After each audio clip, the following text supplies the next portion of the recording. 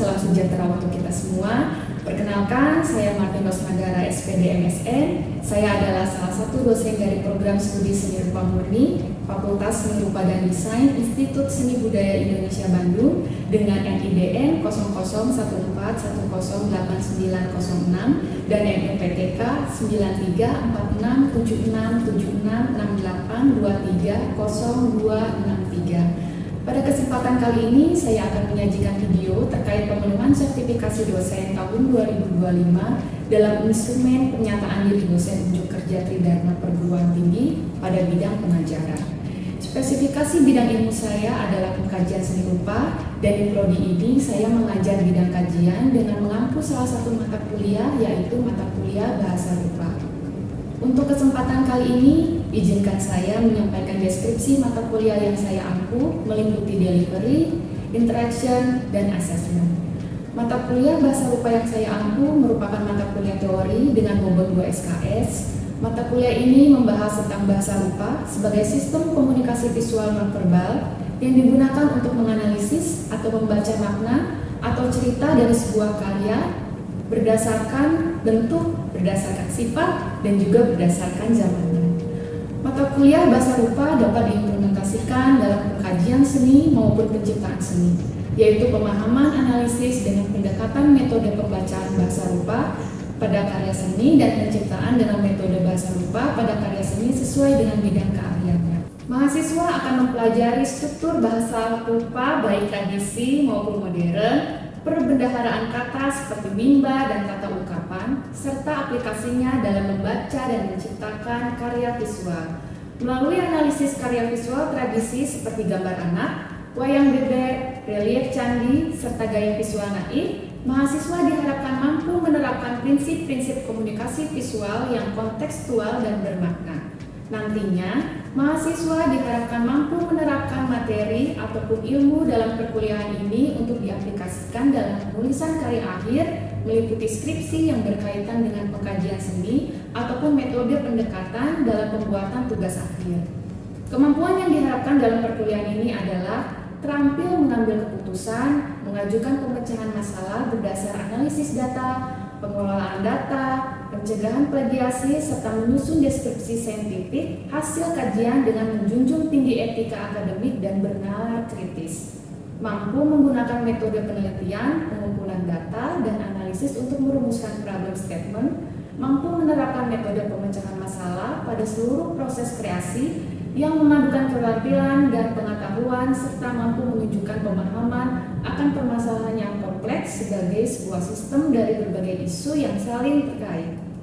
Mampu mengaplikasikan elemen-elemen dan prinsip seni rupa serta teori seni rupa untuk menyusun dan mengkomposisikan sebuah karya seni rupa yang kreatif, estetik, dan harmonis, baik pengorganisasian dan eksplorasi karya 2 dimensi dan 3 dimensi dengan beragam teknik dan media, serta mampu menunjukkan diri sebagai komunikator yang efektif dan mampu menyampaikan presentasi yang menarik secara visual, verbal, dan tertulis, mampu menunjukkan keterampilan mendengar dalam menafsirkan informasi eksternal, serta mampu menggunakan komunikasi yang efektif dalam menyusun studi kasus dan melakukan validasi serta konten dan gaya komunikasi yang persuasif.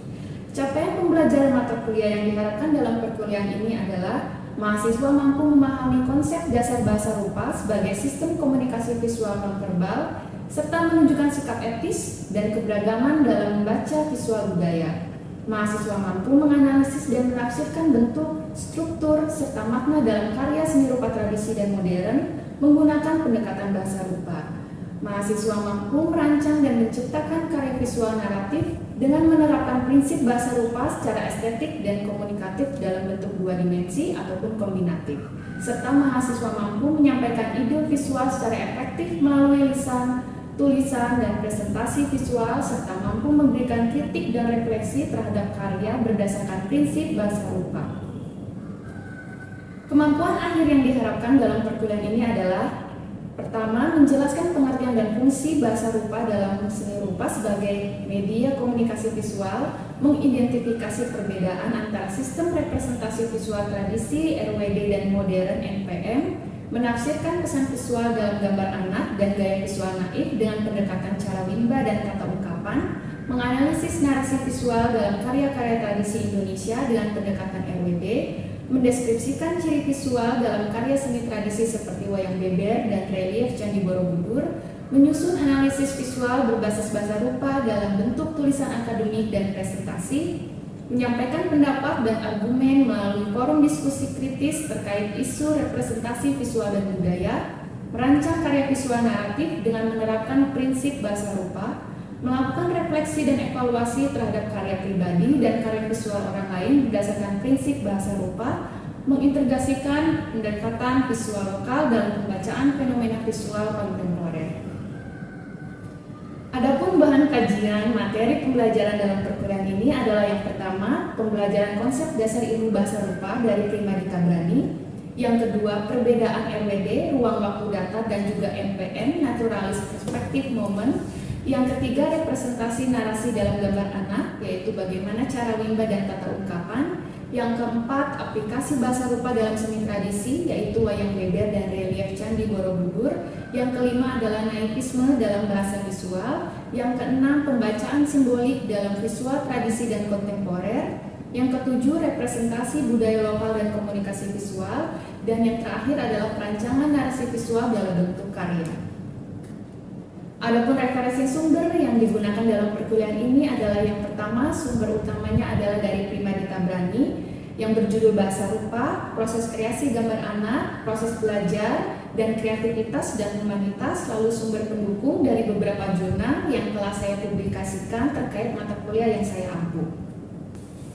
Sistem pembelajaran dalam perkuliahan ini dilakukan secara hibrid, yaitu luring dan daring sebanyak 16 kali pertemuan. Pertemuan secara luring dilaksanakan di kelas dan pertemuan secara daring dilaksanakan pada platform LMS e-learning Siakat Cloud yang disediakan oleh ISBI. Metode pembelajaran pada perkuliahan ini dilakukan secara diskusi, presentasi, dan juga nanti akan ada melakukan analisis visual karya seni sesuai dengan bahan kajian dalam materi perkuliahan. Metode pembelajaran ini juga dilakukan dengan case method, di mana mahasiswa mencari kasus-kasus di lapangan terkait dengan karya seni yang dalam bentuk visualnya akan membantu mengidentifikasi perbedaan karya seni tradisi dan juga karya seni yang modern. Perkuliahan juga dilaksanakan dengan project based learning, di mana nantinya mahasiswa akan dibuat menjadi berkelompok dan mereka membuat sebuah proyek karya folklore berkaitan dengan cerita legenda rakyat yang divisualisasikan dengan menggunakan prinsip-prinsip bahasa rupa. Interaksi dalam perkuliahan dilakukan dengan cara metode tanya jawab, diskusi, presentasi, dan juga nanti dilakukan dengan cara kuis. Kemudian mahasiswa diberi keleluasaan untuk menyampaikan pemikiran pendapatnya yang berkaitan dengan paparan materi yang diberikan. Sistem penilaian dalam perkuliahan ini dilakukan secara objektif dengan cara penugasan untuk individu maupun kelompok melalui kuis, ujian tengah semester, ujian akhir semester, dan juga kehadiran yang semuanya akan dirangkum dengan rubrik deskriptif. Indikator dalam rubrik ini berkaitan dengan penerapan aplikasi materi yang lengkap dan uraian yang jelas. Adapun indikator yang dilakukan yaitu berkaitan dengan kurang, cukup, baik, dan sangat baik. Kurang yang berarti di bawah standar dan perlu perbaikan, dengan skor kurang dari 60, lalu cukup yang hanya memenuhi minimum, kurang mendalam dengan skor 60-74, baik yang berarti sesuai harapan dan sesuai dengan standar dengan skor 75-80, sangat baik yaitu hasil luar biasa melebihi standar dan sangat memuaskan dengan skor di atas 80. Berikut cuplikan rekaman proses pembelajaran mata kuliah bahasa rupa dalam bentuk luring di kelas.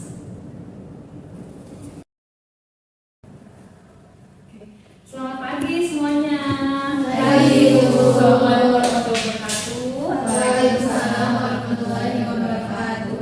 Ketemu lagi kita di pertemuan ketiga minggu ini ya. Pertemuan minggu lalu kan kita udah bercerita tentang bahasa rupa ya, pengantar bahasa rupa, NPM, RWD, masih ingat? Masih ingat? Siapa yang tahu siapa penemu bahasa rupa? Baru kemarin loh. Primadi Tabrani. Betul. Bahasa rupa tuh mata kuliah tentang apa sih? Masih ingat kan? Dan nyambung nih sama mata kuliah yang mau masuk materi baru hari ini. Mengenai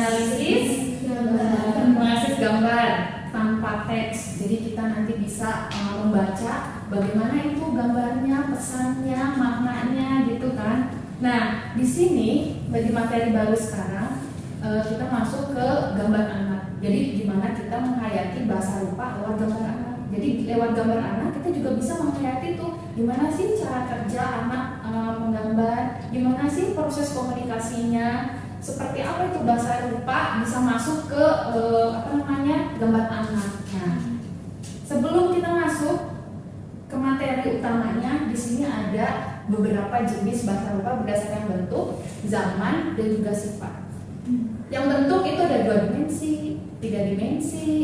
Nah, ada yang bisa kasih tahu karya seni apa sih yang bentuknya 2 dimensi?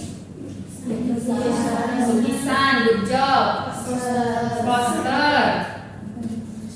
Apalagi yang 2 dimensi, gambar anak juga 2 dimensi, ya kan? Yang 3 dimensi, patung. Apalagi tuh? Wayang golek, iya 3 dimensi. Terus ini berdasarkan zaman, ada yang tradisi, ada yang modern. Kita tahu lah yang tradisi, yang dulu ya masih ada pakem-pakem tertentu. Kalau yang modern kan udah banyak kreativitasnya. Kalau yang tradisi, contohnya kayak apa? Candi. Yang suka dipakai sama kalian tiap hari Jumat, batik, itu kan tradisi ya. Nah, terus yang modern tuh yang kayak apa sih? Teater bisa, itu teater bisa. Ini catwalk, pertunjukan, itu kan modern semua ya. Nah, terus yang berdasarkan sifat ini ada 2, ada yang statis, ada yang dinamis. Statis itu dia karya seninya tuh diam, tidak bergerak. Kalau yang dinamis dia bergerak. Contohnya yang statis, lukisan diam, patung diam, benar. Nah, kalau yang dinamis yang bergerak tuh kayak apa sih? Tari. Iya, seni tari. Terus apa pertunjukan ya, pertunjukan teater yang tadi juga itu masuk. Nah, itu adalah beberapa jenis bahasa rupa yang karya-karyanya itu bisa kita baca melalui metode bahasa rupa, teman-teman ya. Nah, di sini bahasa rupa itu khasnya itu adalah RWD.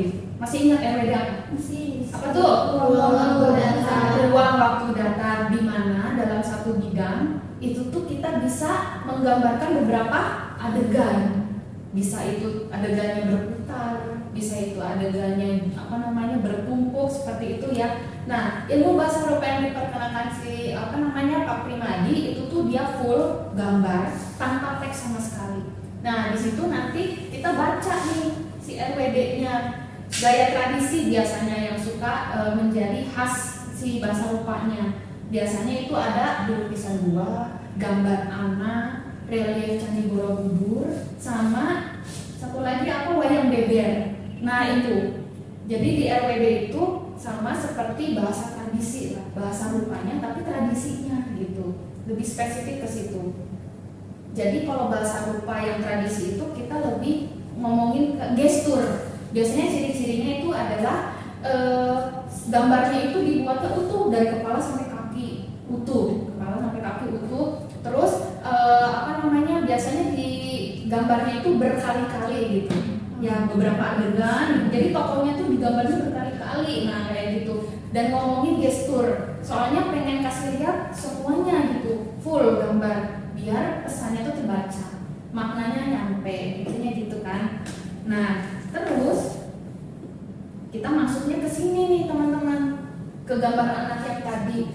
Anak-anak itu kalau gambar itu prosesnya gimana sih? Nah sebenarnya waktu anak-anak menggambar itu tuh anak-anak kan sama kayak kita sekarang, kita harus lihat dulu misalnya gitu ya, kita ada ininya dulu, ketemu dulu yang namanya reseptor, lihat dulu. Nah habis lihat itu tuh kan kesimpan dalam otak. Nah udah masuk ke dalam otak itu masuknya komunikasi dalam. Jadi ada komunikasi dalam, ada komunikasi luar. Waktu kita melihat sesuatu itu namanya komunikasi luar. Nah udah kita lihat melalui reseptor mata, disimpan dalam otak, ada memori. Nah di memori itu biasanya muncul ada imajinasi, ada persepsi. Nah itu masih komunikasi dalam. Nah di situ keluar keluar lagi vektor ya.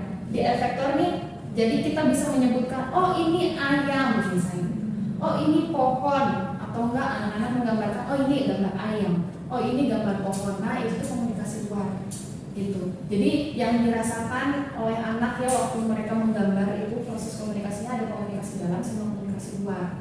Nah ada beberapa contoh karakteristik cara wimba nih. Ini ciri khas di RWD khusus yang ruang waktu mendatang.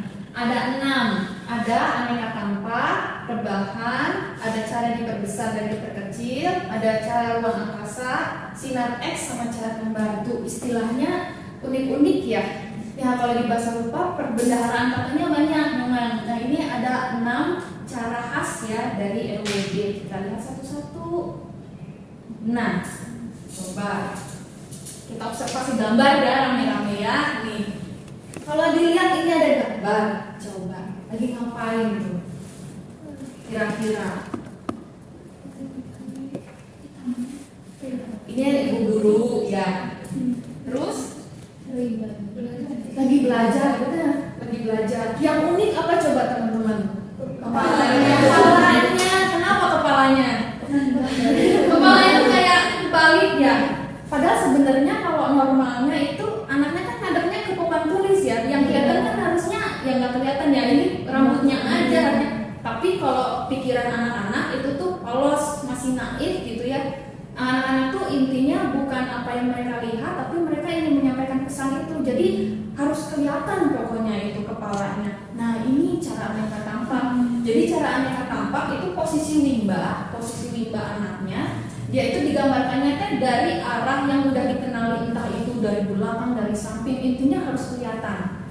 Ada gambar kambing kalau dari samping sebenarnya kan matanya yang kelihatan satu ya, telinga satu misalnya. Tapi kalau gambar anak-anak itu tuh mukanya di ke depan, tapi badannya di samping. Ya kayak gitu ya. Itu namanya cara aneka tampak. Teman-teman waktu kecil juga pasti kayak gitu deh waktu gambar ya kayak gitu. Nih gambar di samping kan terlihat anak sebenarnya itu menghadapnya ke belakang, tapi kepalanya digambarkan menghadap atas, jadi kayak kepotong ya, kayak kepotong gitu. Padahal itu bukan berarti kepalanya tuh ajaib tuh, enggak teman-teman. Ini kepalanya bukan ajaib, tapi lebih menceritakan kalau wimba anaknya ini tuh penting, jadi harus digambarin dan harus kelihatan. Gitu ini tuh. Nah seperti ini cara aneka tampak ya. Next. Nah ada cara rebahan. Bisa tebak-tebak ini gambar apa? Terlihat seperti apa tuh? Ada lapangan, benar. Apa lagi? Gedung. Ya, rumah, kantor. Itu tuh kayak komplek. Tapi coba diperhatiin cara gambarnya itu gimana coba? Kayak gimana? Kayak rebahan ya? Apa? Kayak terlentang, kayak tidur. Nah, ini tuh sebenarnya anak-anak tuh kan pengen kasih lihat nih tempat tinggal saya, ada lapangannya, ada masjidnya, ada rumahnya, ada tetangganya. Tapi gimana caranya itu gambaran yang pengen saya inginkan, yang saya mau tuh kegambar semua. Nah, anak-anak tuh ngegambarin caranya gitu, rebahan jadinya gitu. Semuanya dibuat tidur posisinya gitu ya. Ada anak juga yang pengen ngegambar situasi atau posisi keluarga makan malam, makan siang atau makan pagi gitu ya, sarapan. Posisinya juga sama, mamahnya, papahnya dibuat itu tidur gitu. Jadi kelihatan semua. Padahal kalau dari atas kan yang kelihatan kepala aja ya, paling ya. Tapi kan anak-anak beda ya pemikirannya. Pokoknya apa yang saya mau, yang saya ceritain harus kelihatan. Semua tuh penting bagi anak-anak. Jadi harus dibuatin gitu. Seru ya. Nah ini cara rebahan. Posisi wimba digambarkan rebahan ya, seperti terlentang atau tertidur atau berkeliling gitu. Jadi penuh gitu. Gambar di samping ini ada suasana perumahan teman-teman. Ini perumahan di mana ada rumah, wimba lapangan, wimba kebun. Nah digambarkannya rebahan tampak dari atas dan berkeliling sehingga wimbanya itu semuanya kelihatan. Karena bagi anak-anak itu harus terlihat dan penting untuk diceritakan gitu. Itu ya sampai sini oke? Ada yang mau ditanya dulu? Tidak ada? Next. Ini ada cara diperbesar, diperkecil. Gambar apa? Kuku-kuku. ada berapa tuh yang besar? Ada 2 yang besar. Ada yang kecil-kecil juga? Ada. Nah, cara diperbesar sama cara diperkecil ini dia menggambarkan ada wimba yang digambarkannya lebih besar dibanding wimba yang lain. Itu artinya wimba tersebut dianggap penting bagi anak-anak. Jadi menurut anak-anak itu wimba yang besar dan penting harus digambarnya lebih besar. Kalau mungkin menurut anak-anak belum terlalu penting, ya udah digambarnya kecil-kecil aja, gitu ya. Gambar di samping terlihat ada 2 wimba kupu-kupu digambarkan lebih besar dibanding wimba lainnya, yang mengartikan bahwa wimba tersebut lebih penting. Gampang loh ini ya. Yang unik-unik ya. Next itu ada ruang angkasa, teman-teman. Ini kayaknya boleh tebak perkembangan umur berapa ya? Berapa coba? Kecil-kecil, kayaknya umur 2 tahun ya, 2 tahunan kayaknya belajar dikit orang gitu ya, manusia masih bulat-bulat. Mereka belum tahu tuh ada misalnya garis tanah kayak gitu kan, garis tanah atau proporsi atau seperti apa belum. Mereka yang penting gambar aja. Ini namanya cara ruang angkasa, teman-teman. Jadi belum berpijak gitu ya manusianya, itu terbang-terbang jadinya. Nah, jadi judulnya aja cara ruang angkasa. Jadi wimba digambarkan melayang gitu, melayang, nggak ada pijakan garis tanah gitu. Jadi nggak ada kiri, nggak ada kanan, nggak ada atas, nggak ada bawah, pokoknya terbang-terbang aja gitu, terbolak-balik. Jadi cara ruang angkasa ini disebut juga dengan gaya susunan bebas ya. Susunan bebas merupakan gaya gambar anak usia prabagan tuh, umur 2 sampai 4 tahun kira-kira kayak gitu. Nah, biasanya anak-anak umur segini tapi mereka udah tahu posisi. Biasanya kalau gambarin ayah, gambarin bapak gitu lebih besar. Terus mamanya agak kecil dikit, kalau punya abangnya kecil dikit, kalau punya adik lebih kecil lagi ya. Jadi itu terasa nggak lebih kecil, iya kan? Itu tuh kalian tuh berarti udah punya apa ya namanya sense kalau ayah itu posisinya lebih tinggi, lebih besar atau nah gitu tuh digambarinnya kayak gitu. Anak-anak juga merasakan itu walaupun nggak ngomong langsung gitu. Anak-anak sebenarnya merasakan gitu. Nah ini cara ruang angkasa. Seru ya. Terus ini sinar X teman-teman. Coba apa yang dimaksud sinar X dari gambar dulu deh kita lihat. Apa tuh? Hah? Mana? Kelihatan ya? Iya betul. Ini ibunya lagi hamil tapi bayinya kelihatan. Sinar X ya. Kalau misalnya kita di rumah sakit tuh kalau di ronsen kan ya. Ini mah nggak di ronsen, digambar. Kalau ini digambar kelihatan ada bayi di situ. Maksudnya gimana tuh? Nah, wimba yang digambarkan itu transparan, teman-teman ya. Digambarnya tuh transparan, kayak bertumpuk satu wimba dengan wimba lain. Kayak ini wimba mama sama wimba bayi itu tumpuk. Nah, gambar di samping itu terlihat nih, wimba ibu sedang hamil dan wimba bayinya pun ikut digambarkan. Nah, perut ibu itu seperti kayak tembus pandang, ya, kayak tembus pandang sehingga bisa terlihat isi wimba di dalamnya. Waktu teman-teman kecil pernah menggambar rumah, tapi digambarnya isi-isinya coba. Sama itu seluruh anak-anak di dunia ini mah di dunia beneran, di dunia nggak di Indonesia ya itu sama semua. Proses gambar, proses perkembangan anak waktu gambar itu sama. Dan teman-teman aja semua anak-anak di Indonesia di dunia itu sama. Dan ini gambar ibu ambil dari anak Thailand yang ini ya. Jadi wimba sinar X dia bertumpuk lucu ya, transparan kayak kalian gambar rumah, kursinya kelihatan, mejanya kelihatan gitu. Padahal sebenarnya kan kalau rumah aslinya ya tembok aja gitu ya, nggak kelihatan. Tapi ya itu ada cara sinar X itu. Kalian tuh sebenarnya tanpa sengaja sebenarnya udah mengalami itu ya. Jadi gini dianalisis lagi pakai bahasa rupa, seru ya. Terus ini ada cara kembar teman-teman.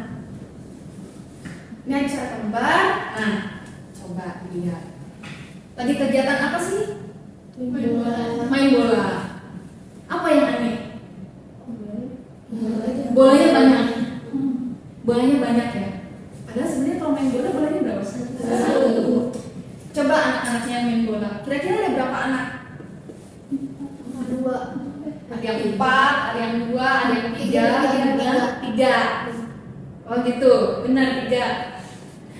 Benar baik teman-teman. Jadi tidak semua tokoh atau wimba orang yang digambarkan itu tuh beneran tokohnya tuh ada banyak gitu. Karena kalau di cara kembar itu si Wimba tokohnya itu bisa digambarkan tuh diduplikat gitu.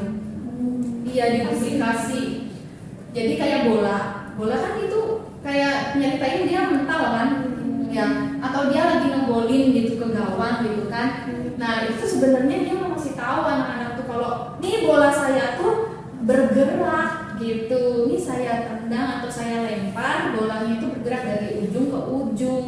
Nah orangnya juga sama sebenarnya Wimbanya. Jadi Wimba orangnya itu ada berapa tuh? Kalau misalnya bajunya sama, ciri-cirinya bajunya sama, itu berarti satu orang. Iya, tapi dia pindah tempat gitu. Wimba yang sama digambarkan beberapa kali. Nah, lebih dari satu ya, jadi jamak. Nah, posisinya berbeda dari satu bidang ke bidang yang lain. Jadi berbeda adegan kayak gitu. Nah, RWD itu gitu, ruang waktu datar. Jadi dalam satu bidang dia pindah-pindah adegannya, pindah-pindah waktunya kayak gitu. Gambar di samping terlihat ada anak yang sedang bermain bola. Nah, Wimba anak dan bola digambarkan lebih dari satu ya. Tuh sebenarnya hanya 3 anak ya, benar, yang pakai baju hijau, orange dan merah. Jadi Wimba anak itu berpindah tempat. Nah, gitu. Jadi sama seperti Wimba bola, bukan berarti bolanya banyak. Bukan berarti si anak-anaknya juga banyak ya, tapi dia itu berpindah dari satu tempat ke tempat lain, dari satu waktu ke waktu yang lain. Gitu. Nah, sampai sini oke? Aman? Oke. Selanjutnya nanti kita mau observasi dari gambar-gambar yang kalian cari sendiri. Coba nanti kalian cari gambar anak-anak ya, umur 2 sampai 7 tahun boleh. Gambarnya yang bisa dibaca, yang jelas gitu. Jadi bukan yang coret-coret ya, bukan. Tapi yang udah bisa ada perwakilan representasinya gitu. Nanti kita analisis bareng-bareng, kita bedah bareng-bareng. Ini maksudnya si ciri khas RWD yang mana nih gitu. Yang uniknya di sebelah mana nih? Nanti kita analisis di minggu depan. Sampai situ oke? Bisa ya, dimengerti ya. Oke. Nah, nanti kalau udah dapat gambarnya, teman-teman bisa buat sebuah tabel. Ini tabelnya yang pertama cara Wimba, terus yang kedua tata ungkapan. Nanti kita bedah satu-satu, deskripsinya di mana sih ukuran pengambilannya, terus cara khasnya di mana. Ini apakah menyatakan penting, apakah ini bergerak, apakah ada ruang dan waktu di situ. Nah, baru nanti sama teman-teman dideskripsikan kayak gitu. Bisa nanti dicoba ya. Nanti kita lanjutkan. Selanjutnya teman-teman mencari gambar anak-anak umur 2 sampai 7 tahun, SD aja, SD ya, sekitar 2 SD gitu. Nanti kita bedah bareng-bareng. Sampai situ oke? Ada yang mau ditanyain dulu? Udah? Ya udah cukup. Kalau gitu ibu akhiri ya hari ini. Terima kasih untuk kehadirannya. Semoga semuanya sehat selalu. Kita jumpa lagi minggu depan dengan membedah karya anak-anak ya. Jangan lupa dibawa gambarnya. Terima kasih untuk hari ini. Selamat siang. Assalamualaikum warahmatullahi wabarakatuh.